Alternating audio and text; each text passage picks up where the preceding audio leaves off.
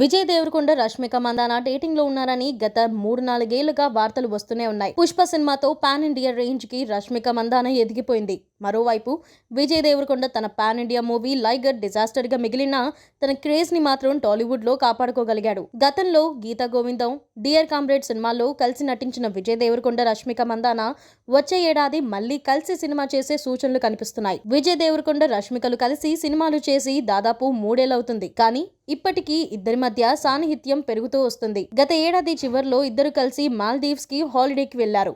వాస్తవానికి ముంబై ఎయిర్పోర్ట్లోనే నిమిషాల వ్యవధిలో ఇద్దరు ఎంట్రీ ఇచ్చారు. కానీ తాము ఎక్కడికి వెళ్తున్నామో మీడియాకి తెలియకుండా జాగ్రత్త పడ్డారు. అయితే ఇద్దరు షేర్ చేసిన ఫోటోల బ్యాక్ డ్రాప్ ఆధారంగా మాల్దీవ్స్ లో ఉన్నారని నెటిజన్లు కనిపెట్టేశారు. ఇటీవలే రష్మిక మందాన ఇన్స్టాలో అభిమానులతో మాట్లాడుతుండగా అదే రూములో విజయ్ దేవరకొండ వాయిస్ కూడా వినిపించింది. దాంతో ఇద్దరు డేటింగ్ లో ఉన్నారనే వార్తలకి మరింత బలం చేకూరింది. రష్మిక మందాన ప్రస్తుతం హిందీలో వరుసగా సినిమాలు చేస్తోంది. అలానే సౌత్ లో తలపతి విజయ్ తో కలిసి ఆమె నటించిన వారిసు సినిమా ఇటీవలే సంక్రాంతికి విడుదలై దాదాపు 200 కోట్ల పైగా వసూలు రాబట్టింది. అలాగే ప్రస్తుతం Pushpa sequel Pushpa the rule లోను రష్మిక నటిస్తోంది. రష్మిక నటించిన మిషన్ మజ్ను సినిమా ఇటీవలే రిలీజ్ అయింది. ఈ మూవీ ప్రమోషన్స్ లో భాగంగా రష్మిక మాట్లాడుతుండగా విజయ్ దేవరకొండతో మాల్దీవ్స్ ల ట్రిప్ గురించి ప్రశ్న ఎదురైంది.